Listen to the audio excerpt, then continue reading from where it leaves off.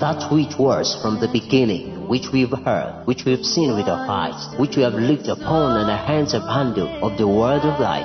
Word Out, a young people's church of the Men of Issachar Vision Incorporated, brings you God's word. Be blessed as you listen. Last week we got to a point where we said, your calling precedes your birth. You remember that? Your calling precedes your birth.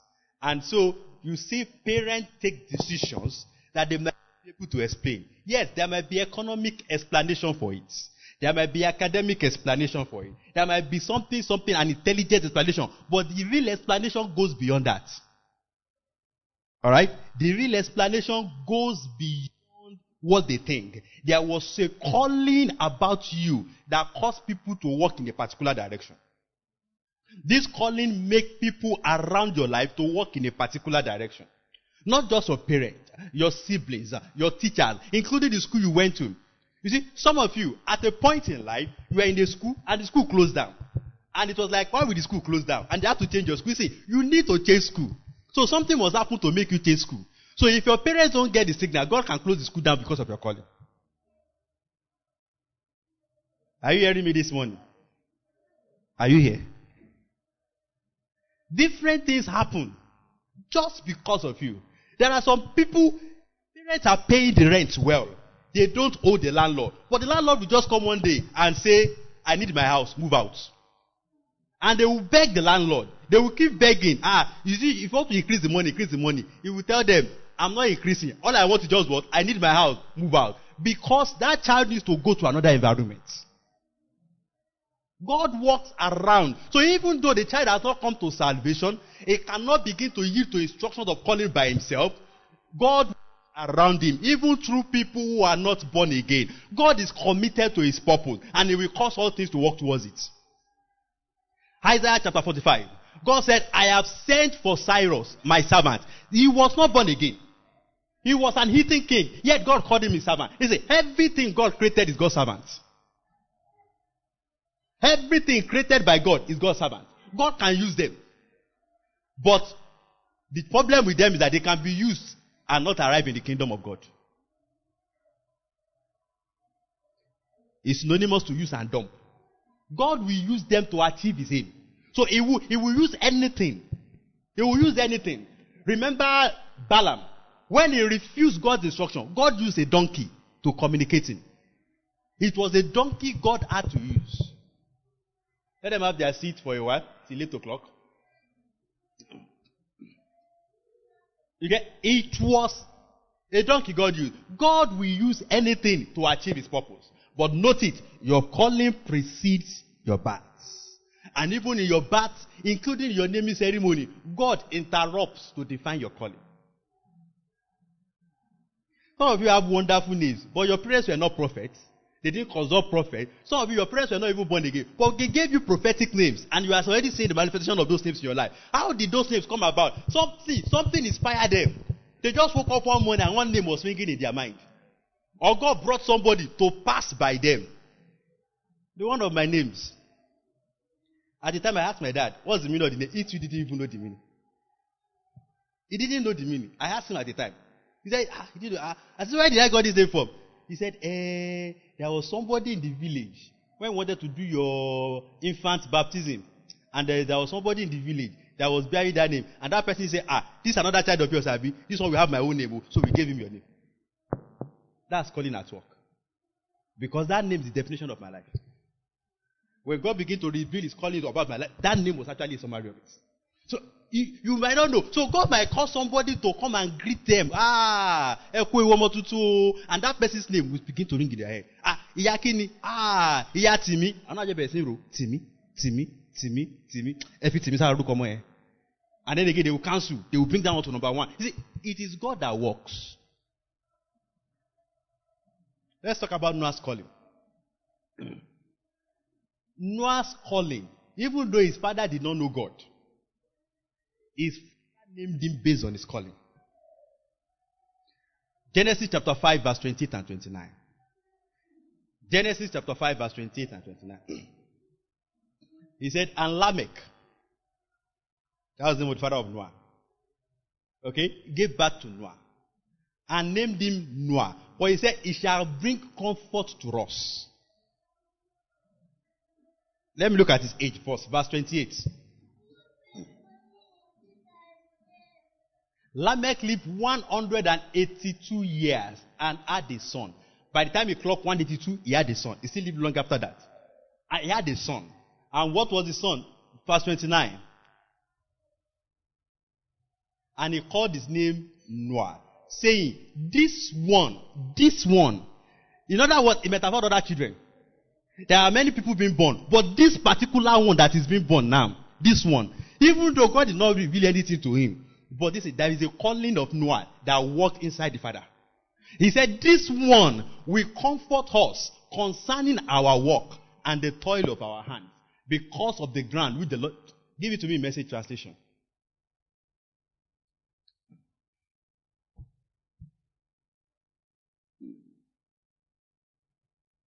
He said, he named him Noah, saying, this one will give us a break. He will give us a break from the hard work of farming the ground that God caused. Remember that God caused the ground. Genesis chapter 3. God said you will toil, you will labor for you to get anything. He said it will give you even thorns and thistles. Despite all you do, it will give you thorns. That was what God said, and that was been their experience. But he said, at last, this one has come with a call. In the lifetime of this one, that thing will stop. And it stopped. Genesis chapter 8 verse 21, after the flood, when God came to bless Noah. Look at what God said. Genesis chapter 8 verse 21. God smelled the sweet fragrance and thought to himself, I will never again curse the ground because of people. I know that they have this bent towards evil from an evil age, but I will never kill off everything living. I just have done. The second part talk about the flood. The first part talk about the curse on the ground. Give it to me in New Living Translation.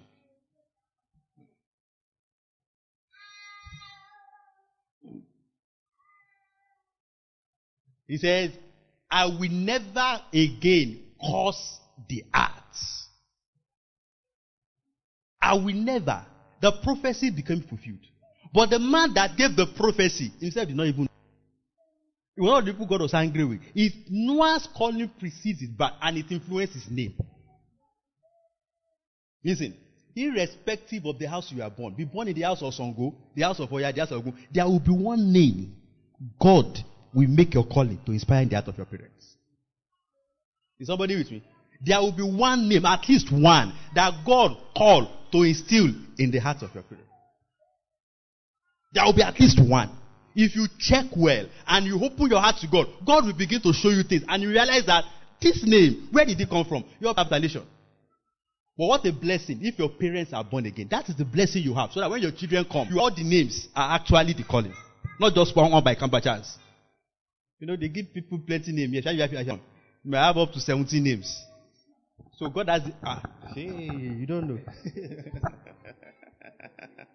First child. They will dash you all the uncles name. All the grandparents, that's 4. The uncles included. Abi? The neighbor. Everybody will have their own. Then your mom will have one. At least 2 self.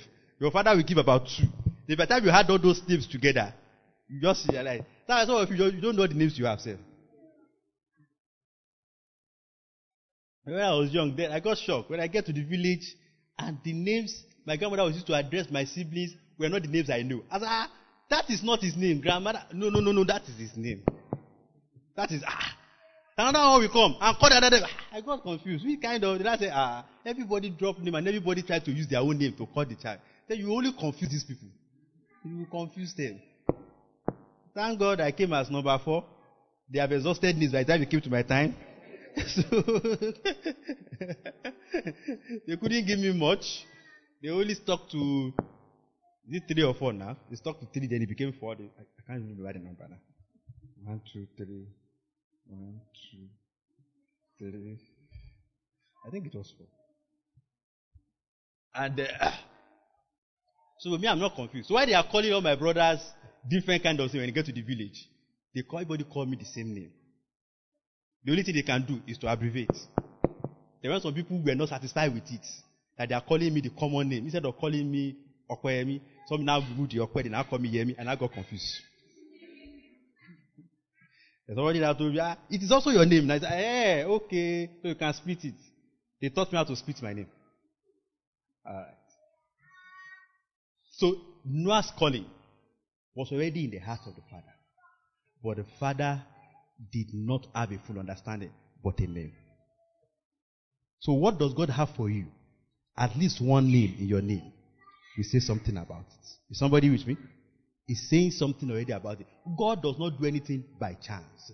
Go through the Bible characters, look at their lives and the names they bear. You will realize that it's the same thing. Little wonder when Rachel gave birth to the second child and she was about dying, she called the child Ben-Oni, the child of my sorrow, because he was dying. That name came, and as the name was was landing small with one leg before the second leg landed, the father said, no, this one shall be Benjamin, the son of my right hand. But are you aware the two came to pass in his life? The two came to pass. The mother thought I was naming him because of my own circumstances, but he also brought sorrow to Jacob. Remember, he was detained. And Jacob said, you rather he would die. You took Joseph. This one too did not come back. He would die. But just because he didn't allow the name to last, that sorrow too did not last. Is somebody with me? That's why even the names you don't like, change them on time and drop them on time, so that they won't last long. Because every time people call you by that name, they are stamping something in the spiritual realm. Words don't die. Jesus said, the word I speak to you, they are spirits and they are life. Not only Jesus or that spirit, every word spoken by everybody, they have spirits. But they might not have life, they might be dead. So when those words comes out, when people are calling your name, they are telling you, this is what your destiny must respond to. This is what your life must respond to. They are saying it. So if you don't like it, stop them on time, so that the manifestation will be reduced in your lifetime. You can select and tell people, I want this one, call me this one more. Call me this one looks like it. Call me this one. And you are telling them, no, I just prefer this one, I like this one. This one is sweet to the hair.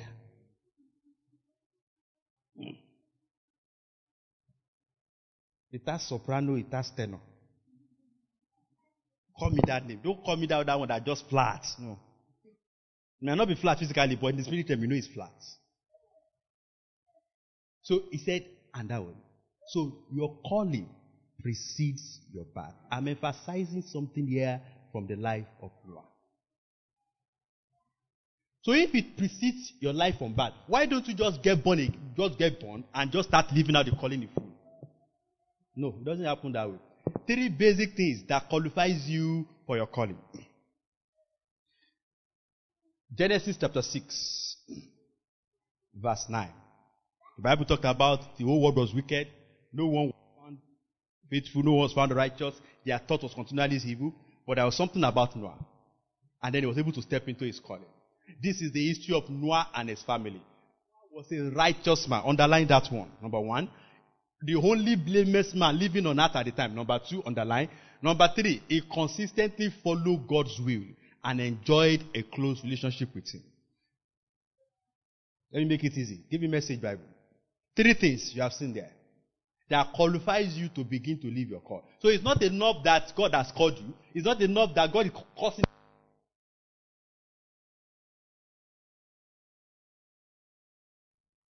something that makes you yourself to enter into the core. You know, we talked about it last week. The core of your calling, and stop living at the periphery, at the circumference of it.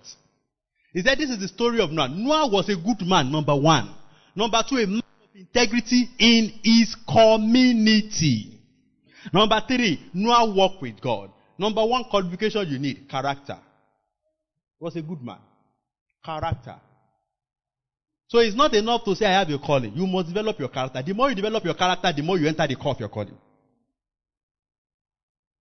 The more you develop your character, the more you enter the core of your calling. Character. Number 2, reputation. Your reputation.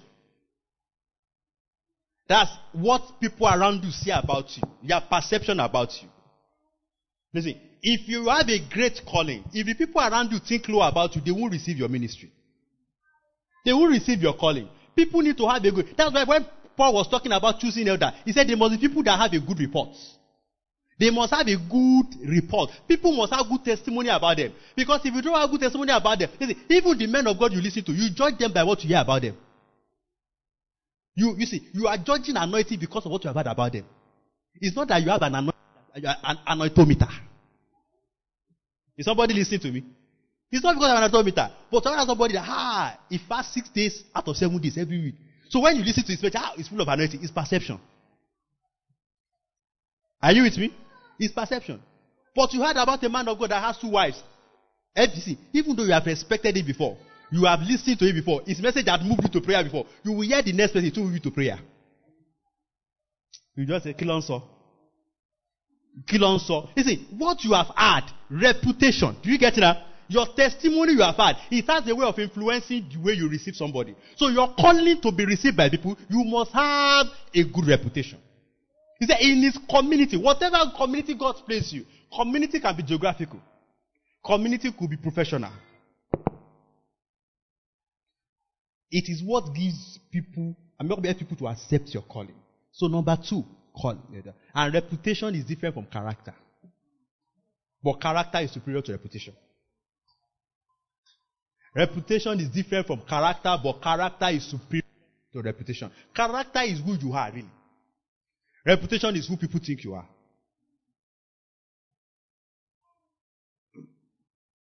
People might think you are who you are not. But your character is between you, God, and the devil. 3 people that knows your true character. You, God, and the devil. But your reputation, people might assume you. But it's good to have the balance. You must have good character and you must have good reputation. Don't say I have good character, that what they are thinking about me, they don't know me. If they know me, let them know you. Let them, don't say they know me, they will know that what they are saying about me is not true. Let them know you. Listen, you should be careful when people are saying some things about you. Even though it's not true, there is something that's making them to think it is true. Good reputation. Number 3, qualification that help you to enter the core of your calling. Your work with God. Your fellowship with God. Your relationship with God. Give it to me in Amplified.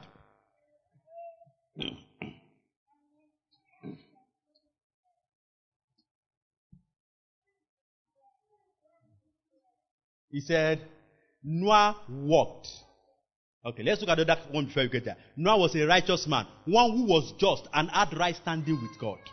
Number 2, blameless in his evil generation. See, in his evil generation. Even though everybody was doing something else, it was just, so everybody knew it was different. That's reputation. People knew it was different. God, not only God should know you are different. People around you should know you are different. When you see light in darkness, you know you have seen light. But where are you going another? He said Noah walked. In other words, he lived in habitual fellowship. My concern here is habitual. Habitual fellowship makes you to enter into the core of your calling. Because it's courtesy of that fellowship that God will give you instructions about your calling. You know, last week we talked about 4 essentials of your calling. Do you remember? Location, purpose, instructions, and people. Do you remember that? Location, purpose, instructions, and people. The instructions you need will come through fellowship. Details about your calling will come through fellowship. Other things might be pushing it around you, might be giving you an idea. It might be vague. But if you want a full description, a full detail, it has to come by fellowship. Habitual fellowship. And God will not tell you everything at once. Is somebody with me? Even though God is God, He will not do a 6G technology with you.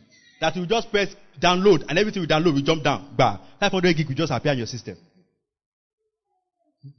You'll be surprised that the way God releases it is slower than even 1G. The thing will become small. It will become. You will check after 2 years, 2 kilobytes.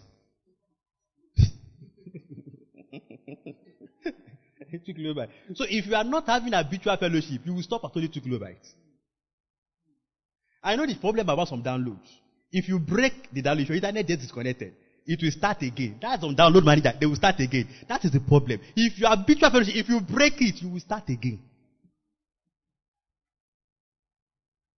Habitual fellowship. When we say something is habitual, it's part of you. Fellowship with God is his lifestyle. Remember a man called Enoch. He said he walked with God. That is, he had continuous fellowship with God. And he was spending more time with God than with human beings. At the time, he stopped spending time with human beings. That's how he disappeared. He stopped spending time with human beings. That is habitual fellowship. Spend more time with God. You now look, is it possible to be putting Bible in front of you? It's not by putting Bible, it's about your thoughts. The person you are talking about is inside of you. Keep your thoughts on God. Keep your gaze on God. So I'm talking to you like this, my thought is still on God. Keep your thoughts. Habitual fellowship. Habitual fellowship. So what are the things that I say qualifies you to enter the core of your calling? Number 1. Number 2. Number 3, habitual fellowship. Don't walk with God today and tomorrow you did not walk with God. And I've explained fellowship with you. Fellowship is keeping God at heart. Continuous interaction. Fellowship is not when you start with 20 minutes praise worship. That's not fellowship. Fellowship is not when you close your eyes and you shake your head and you jam your leg down and you speak in tongues for 1 hour. That's not fellowship. They are only things that permit you to have fellowship.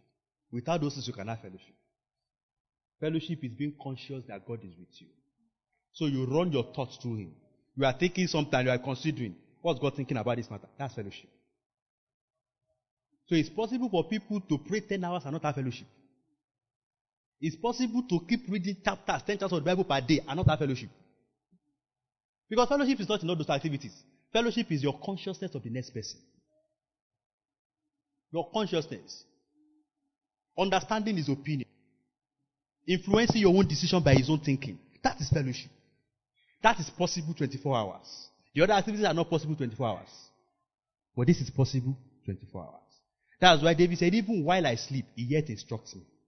While I sleep. Because you are thinking of him and you slept up and you are still talking. You know, in your dream, you are still... How many of you have had a dream? And inside the dream, you have another dream. Oh my God. And you see yourself, you are watching the dream, and then you are commenting about the dream, and you are reversing. Have you done rewind in dream before? Ah, my God. You rewind the dream. You see, there are two of you. One is in the dream, one is in the dream. So the one in the dream is telling the one in the dream, you rewind. You do it again like this, and you do it again like this. You see, there are dimensions. The day I discovered that scripture, where David said in Psalms, even while I sleep, you yet instruct me, it changed my perspective about dreams. So dream is a period of communication. I tell people, listen, if you have a dream and you still remember and you don't like it, sleep again and tell that dream, come back, let's do it again. Part 2. We do part 2. And you tell yourself before you sit that sleep, this is what part 2 will look like. And you sleep it and you do the part 2 and you come back. They brought it to you now. You are the actor. You can change your role now.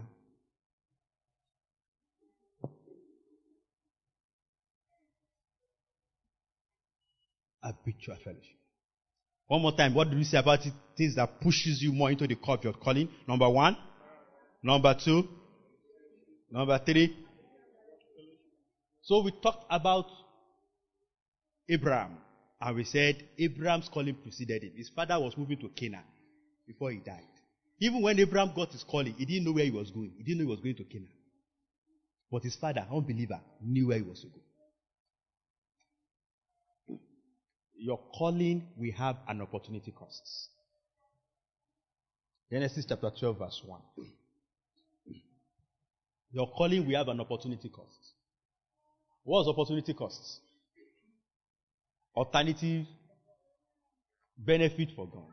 There will be something you are going to sacrifice and leave for you to leave your calling. It's not possible. There will be something you are going to leave. It's going to cost you something. God said, leave. I'm not saying it here. 12:1.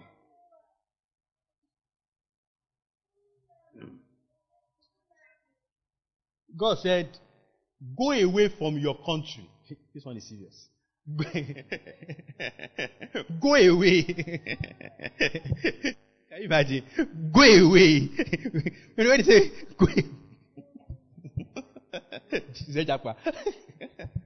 go Go away from your country. Give me another translation, please.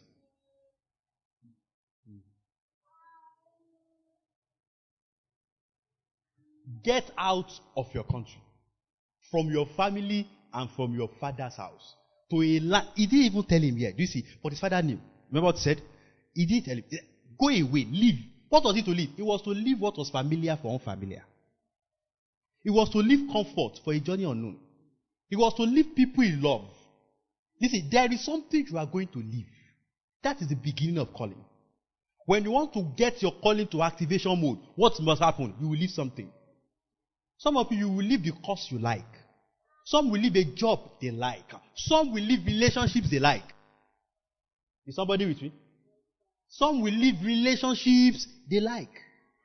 Some will leave houses they like to live in. And they just have to go. Some will leave cities they love. If somebody should leave Canada and come to Mali, is that not opportunity cost? So I'm not saying you should not go to Canada, but you can come back to Mali from Canada.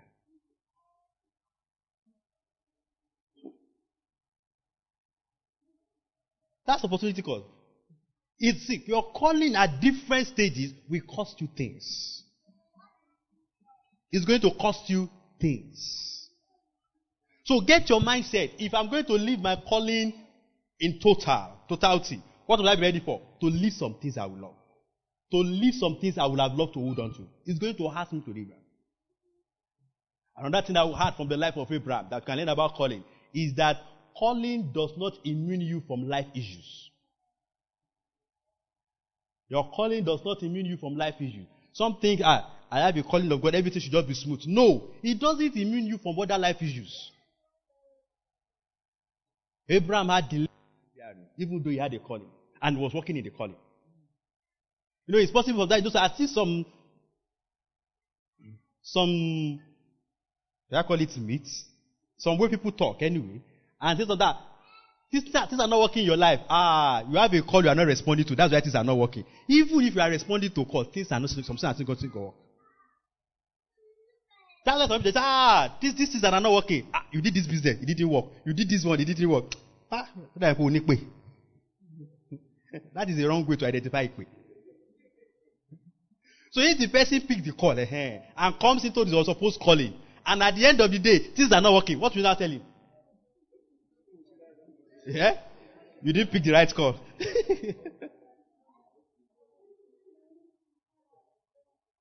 Your calling, living in the calling does not immune you from life issues. So don't think because of some life issues you are wrong. No. Your details is not determined by issues or no issues. Your details is determined by your fellowship with God. Don't forget. That's what determines your details. So don't base details on what you are going through in life. Is somebody with me? There are some things that is already in the right line. It will not work immediately. You are already in the right profession, but they might not work immediately. So don't now say because it's not working, that's not my line. It's not so. Confirm by maintaining your habitual fellowship with God, if that is your line or not.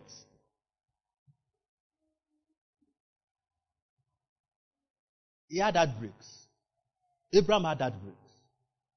Lot, his nephew, whom he took as a son, raised him up, made him rich, got him married, did everything for him. One day woke up and said, it's like our people are fighting too much. And he said, maybe you should go your way. And the boy, sampled the boy, and the boy too didn't even think twice. He says, okay, Daddy, let me be going my own. And Daddy even tested him and said, oh yeah, choose whichever one you want and go there. And the boy chose the best. You don't know the kind of heartbreak it is. Shall I give you a sample? You have a son in the house. And then things came up, and he told his son, maybe you will leave and go to another city. Let me go to another city. That's not even a big problem. So take any of the cars, and you now choose the best cars. The best car that uses fingerprints. You chose body sensor. You chose that one. You now left the car that Daddy has to change the battery every morning with Daddy, and they have to push small before the thing starts. Daddy, is that not a lot of heartbreak? And that's why God had to tell Abraham. He said, lift up your head from where you are. He was downcasted. He said, lift up your head from where you are and look everywhere I have given them to you. He was downcasted. He had heartbreaks. So having heartbreak doesn't mean you are not living your calling. Even in the middle of calling, there are heartbreaks. Go and ask daddy. Do you get it? When some pastors, you heard the story before, when 12 pastors left him in one day.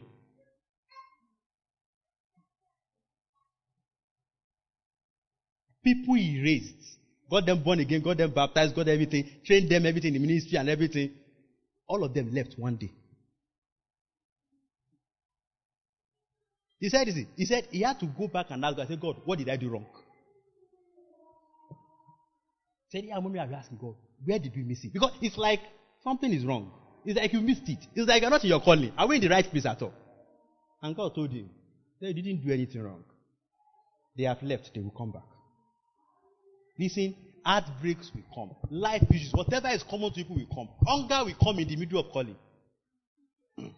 That's why Paul had to talk in Romans chapter 8. He said, not even hunger will separate us from this love of God. He said, not nakedness. Not to call nakedness. They didn't have clothes. He said, not even nakedness. Can you imagine? He said, not even nakedness will separate us. That is, it doesn't mean because we are in the calling, everything will get rosy. So don't get into the deception that come into the calling, everything will be rosy. Even in the middle of calling, there are seasons and phases.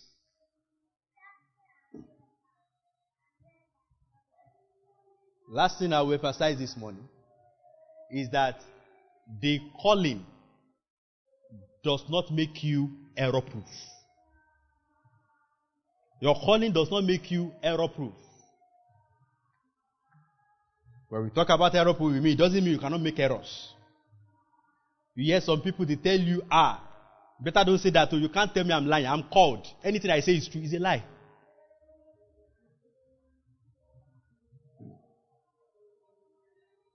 You tell you the many young ladies are falling victim of so-called men of God because under the guise that they are called men, anything they are doing with their body, they are called. They can't be wrong.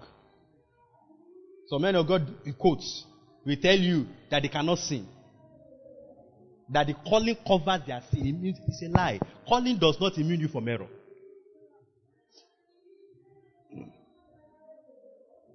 Abraham ran into errors in his life. Let's talk about maybe one. There was delay. I promised him a child. The child was not coming. And he told God, bless my servant Eliza. And God said, no, I'll still give you a child of your own. That's where the covenant will lie. And the child was not coming. And Sarah too knew about the covenant. And Sarah said, take Agai, my servant, sleep with her, and have a child. That was an error. It was in the calling, but he made that big error. Somebody said God was on this. It was not God. Because if you read from Galatians chapter 5, it talks about the child of promise and the child of bondage. And that the child of bondage is still a problem to the child of promise up to now. Just because he was impatient. It was not planned. So he went into that error. And he brought in Ishmael. And he wanted to perpetuate the error. One day, by the event happening in the house, after Isaac had come, Sarah realized that it was error. And Sarah wanted to correct the error. And said, drive away this child and his mother away from my house. Abraham wanted to hold on to that child. Because it's the first child. He wanted to hold on to it. He was in error. His mind was, this is still the covenant. But God had said, no, let him go. That is not the one I will bless. He might be the first, but he might not carry the covenant. That was an error. So don't get carried away and think, he that taketh his stand, let him take it, lest he fall. Don't say I cannot fall. The calling of God upon my life will hold me back. It's a lie. Is somebody with me? They say it's a lie. He said this temptation has not come unto you, but it is common to all. All includes those who are inside calling and those who are outside calling. Don't get carried away. I'll stop here. We'll continue next time. What have we said today briefly? We have emphasized that your calling precedes your birth. And we have looked at it, it's even the case in naming. And we saw the case of Noah. We look at things that brings you more into the core of your calling. We emphasize character. We emphasize reputation. Reputation is different from character, but character is superior to reputation. And then your habitual fellowship with God. And then we went back to Abraham and we picked 3 things in his life. There will always be opportunity cost for every calling. Okay? And it's not one, so it's continuous. The opportunity costs are what? They are continuous. It will take one now, another few weeks, few years maybe to come, another one will come. It's continuous. Get ready. So if you are not ready for sacrifice, you don't need to stay in the calling. Stay outside the calling. The life of the calling calls for continuous sacrifices. We look at it from the life of Abraham again and said, it does not immune you from life issues. Do you remember that? And number 3, it doesn't make you error-proof. We hope you've been greatly blessed. That which we have seen and heard, declare we unto you, that you also may have fellowship with us. And truly our fellowship is with the Father and with His Son, Jesus Christ. Contact and follow us on all our social media handles at MIV Word House. Stay strong, vigorous, and victorious.